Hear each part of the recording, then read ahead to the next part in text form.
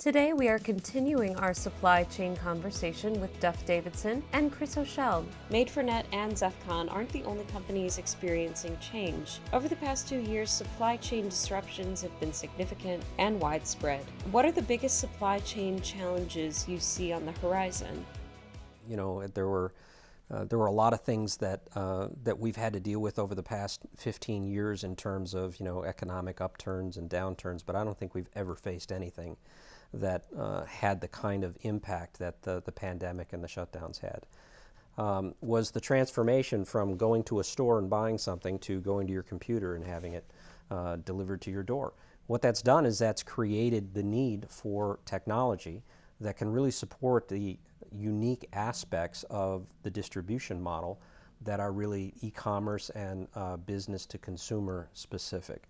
So for most of our customers, the biggest challenge was, how do we do the shift from shipping to the big box retailers to the consumers directly?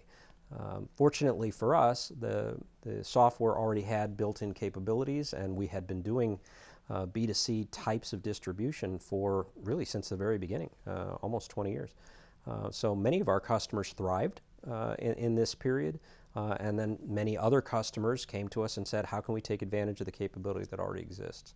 The supply chain disruptions created havoc within the supply chains for people that were leaning upon lean supply chains and just-in-time manufacturing. There wasn't enough product in the supply chain, in the warehouses, for the manufacturers to be able to meet the demand that customers were having. And I think that's why we saw a lot of the disruptions. So that's going to shift now. I think companies are building their inventories larger.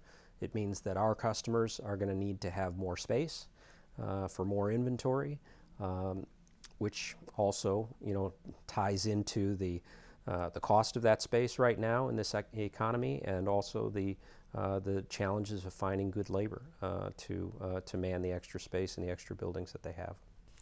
Yeah, for sure. I think we're seeing a lot of that as well, and across, whether it be globally or domestically from that standpoint is really, there's a lot of different factors and challenges, but it's the need to, as we call it, the speed to pivot, right? The tagline from a Made4Net perspective, but the ability to change with the customers. That customer demand is continuing to change things out there. But then you throw in, you talked a little bit about, kind of that safety stock in regards to you got to build up your inventory levels, but then you hear from the retailers. I read an article today about what Christmas may bring and all the challenges along with that. So they built up their safety stock, and now they're still trying to get rid of that from sales, which also drives disruption in the supply chains because you have higher volumes and so on. So I think you're also seeing from a global perspective the tensions within China, from that standpoint, the manufacturing shifts to other areas as well. So as they try to build up that supply, they can't get it fast enough, so they build it up higher, and now they have to pull it back, and then they have to try to balance that. So just-in-time and lean kind of gets thrown out the window. But as they start to shift manufacturing to other regions in Asia, as they start to reshore some of that, right, so they can get it at it quicker. That's also disrupting the transportation supply chain, which it causes an effect on everybody that's doing business there. So there's some global aspects of this that really make it challenging. In the article I read today in USA Today, it was very interesting around from a retail perspective. You throw in things like you would never think about is droughts that are taking place in the U.S., Asia, and in Europe, which cause low rivers where barges aren't moving and things such as that. So you think about all the side effects, the port congestions and things like that are taking place that really affects the supply chains and allows these companies, or requires these companies, to go look for 3PLs or technology or systems that can support them,